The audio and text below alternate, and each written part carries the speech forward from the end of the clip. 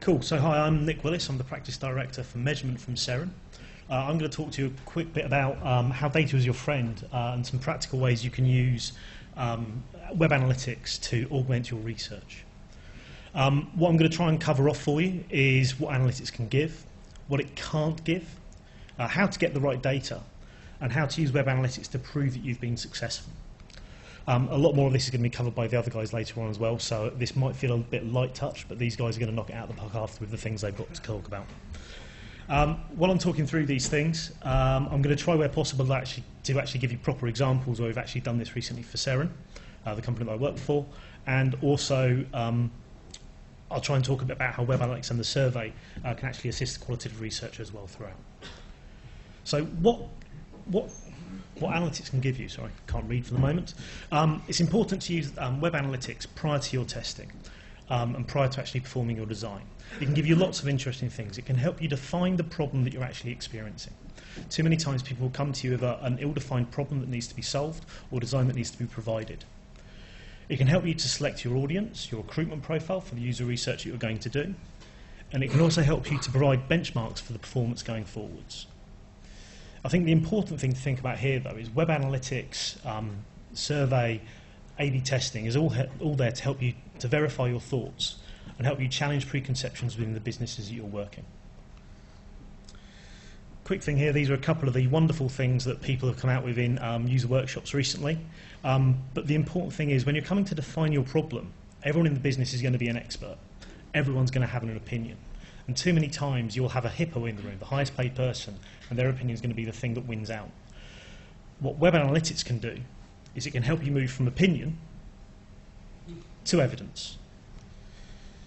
Web analytics is very good at helping you to define your problem by showing you where the problem lies, when it's happening, and who it's happening to.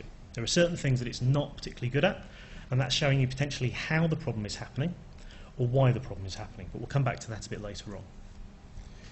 So some things that analytics are good at. It's very good at tracking journeys. I mean, these wonderful charts are showing you how people are moving through.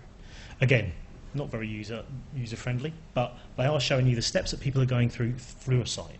This sort of analysis can help you very quickly understand where journeys are failing, to then go into research, go into A/B testing to try and resolve the issues. An example from some work that we've done recently for a travel company that we work with is they have a very simple conversion journey. It's actually only 5 steps. So you actually get a summary of everything that you've looked at for the order that you're trying to place. It will then go in and ask you to enter in the traveller details, the people who are travelling on the journey, ask you to confirm the optional extras, enter your card details, and then it confirms it for you and actually takes your money. It's a very straightforward process. In effect, it should have a very good conversion rate. The problem they found, though, when it works, is at one point about 75% of people are actually exiting the journey entirely. Now, the next slide I'm going to show, I think everyone in the room is going to be able to work out what's wrong with it very quickly, but that's the traveller detail form. Exactly. A wonderful piece of design, but we'll move on from that. The problem that they actually had when looking at this design was the highest paid person in the room thought that the issue was to do with the fact there was lots of validation. In effect, for each one of these boxes, if you type something in and it's wrong, it will spit back an error at you. He felt that there were technical issues that were causing the errors to stop people from completing the form. Now, to help with user research, obviously, if you went in with that as your background to look at, you're going to have lots of questions to ask to try and isolate what the problem is.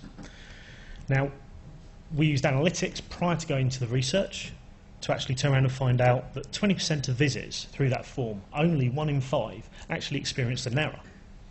Of those people that actually experienced an error, 90% of them actually fixed it themselves and went on to converting that journey. That's clearly showing that the form itself isn't broken. There's nothing there technically that's stopping people from going through. What we then found, though, was that the majority of visits that came to the page didn't actually scroll anywhere, which is clearly showing, and again, I'm sure you can understand what probably is the issue here, they're being put off by something. One of the other areas in which web analytics can help you is it can help you to define your audience and your recruitment profile for the testing you're doing. Now again, most businesses have personas or customer models for the people that they're wanting to look at, the people who they believe interact with their products. It's important, though, to validate the behaviours to actually match to those personas. I'll come on to an example in a moment, but the whole point of this is it can help challenge the preconceptions of the business. So, for example, a key persona. If you are, for example, a large department store, you might believe that you have a number of people within the 50 to 60 age band who spend a lot of money on very luxury goods. Now, using web analytics data, you can quickly find if that's true. For example, you can see, are they actually buying maternity goods? Doesn't really fit with the original persona. Are they coming and looking at fridge freezers? Are they looking at white label goods or white products throughout the journey? But with that sort of analysis, you can quickly get to what the right participant mix should be for the analysis you want to do, and make sure you've got the right recruitment profile for the testing you need to do. Another thing it can do is it can help you to understand your performance. Now, when you come to make a change to a site, when you've actually come up with a new design, you need to be very careful at choosing the measures for success. Too many times you have issues whereby a measure of success is forced upon you, which isn't something you control directly, and we'll come on to this in a little bit in a moment. You need to make sure that you can isolate the factors that are outside of your control from those performance measures to make sure that you've got a true view of if what you've released has been successful. And again, it can give you an ability to benchmark so you can see the before and after. Now, something that's very important in this is forecasting and the idea of seasonality. Now, that is to do with an autoregressive moving average, and I'm not going to bore you trying to explain what that is, but what that tells you is the performance is going to decrease regardless of my actions. Very important to take that into account.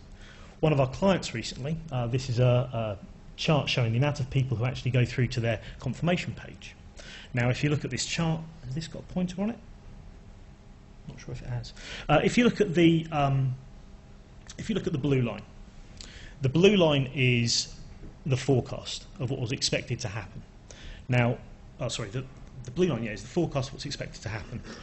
If you look at the grey line, you can see what actually happened, the performance they had. Now, when you compare the two, you can see that in the period post-launch, that wonderfully big blue line, you can see in the period from September to November, things did drop off. Now, when they were talking to the senior people in the business, they started running around as if their trousers were on fire because of the fact that if you look at the peak that happens prior to that, around May, July, and when you compare it month on month, you can see a huge decrease. Now, if you look at it and you've made your release at that time, you're going to get a false negative. It's going to tell you that you failed with the change that you've made. If you compare that to the forecast, though, if you look at the grey line performing above the blue line, you can see you're actually better than you would have been if that change hadn't been made. Very important to take this sort of thing into consideration. Now, what can't analytics give you? Analytics, as I said earlier, can show you where a problem is, when it is, who it's happening to. It doesn't particularly show you how it's happening or why it's happening. Basically, all it is bean counting. It's telling you how many times something has happened, how many times a page has been viewed or somebody has come to your site. What you need to know, and this is where surveys and user research can help as well, is why. You can help them understand if they're happy with the experience they're actually having. The important thing to do here is ask. Now, this is a very bad example of a form to do with actually asking questions. Exactly. But some of the questions here are very, very important to ask. Number 10, please rate the number of clicks to get where you wanted to on the site. Something very interesting to look at to help understand the perception the user has of the user experience. If they think it's a good number of clicks, a bad number of clicks, you're actually getting some insight very quickly, which will help give context to the web analytics data you have.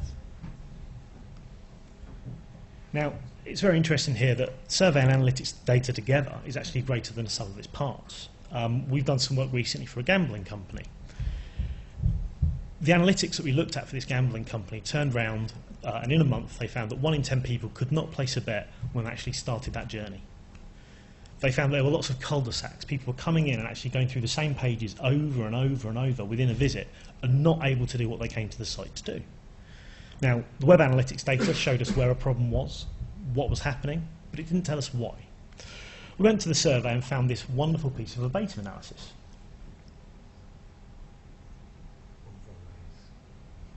Wonderful stuff. They'd recently actually released a piece, change to the site which actually moved all of their content down. Now, unfortunately, I can't actually show you the full page because they wouldn't let me, but you actually have a comparison here of how the journey was appearing on Firefox and on Chrome. That wonderful little bit at the bottom that says add to bet slip, people couldn't see. Now, obviously, if you're a gambling site, kind of important. This moves us on to a question of, though, how do you get the right data? Now, UX, analytics, testing is often siloed. You often have very little communication between one another. You're very often not able to spend time together. The important thing that we need to do across the industry is actually start talking to each other. Analytics folks, we're not scary. We want to help. Most analytics people in the back of their mind want to be UX people. They look at the data they have, they understand that it's showing them the journeys that people are going through, and they want to help make things better. If you go and talk to them, they're going to give you information very quickly. One of the problems you can have, though, is language can be an issue. I'm a Staty geek. As a Staty geek, I use Staty geek language. When you first come to me with an issue, it's going to be very difficult, potentially, to get data from me at the beginning. If we start talking through the issues you're having, I can quickly find the things that you're going to need, and we can start finding the common ground that we need, the common language we need to use to do this quicker in the future. It comes on to a nice question of, well, what can be measured? The very simple answer is pretty much anything. I haven't got a pointer on this, but in effect, any link on this page can actually be tracked. There's a rat. Wow. I want that captured for posterity in the video. I didn't jump on the chair and scream. That's a good thing. Back to this. Back to this.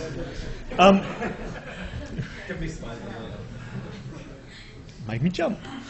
Moving on. What we can do, though, is the other things we can do is, again, part of a journey. We can understand where people go next. And again, this is partly with web analytics. We can see within the site.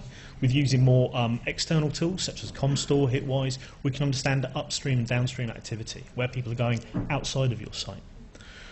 We can understand, well, what's causing them just to exit. Are they coming to a page, becoming very disinterested, and leaving your site? Is there anything there that we can use to feed into your research, feed into your design to help people stay on the site for longer? And again, we can do things like tell you how long people are spending on the site. Comes on to the final question, and again, I'll be very brief here again. How to use web analytics to prove that you've been successful. We covered this earlier on. You need to go back to your forecasts and your benchmarks. We can provide you with lots of numbers. If we go through a process of choosing the correct variables, the correct values to look at to understand if something has been successful, we'll very quickly be able to show during the course of a test or post-release how something's been successful. Again, confidence issues will come into it, and I'm sure Craig will talk about that later when it comes to testing. But that also brings us on to the final point of A/B testings. It's very important to make sure you de-risk as much of the work that you're doing as possible. If you come up with a good design, put it out, put it to a limited percentage of people to see if you can actually understand if it's going to work well when you apply it to the entire population. And that is a very, very quick presentation on how these things come together. Are we doing questions at the end, or...?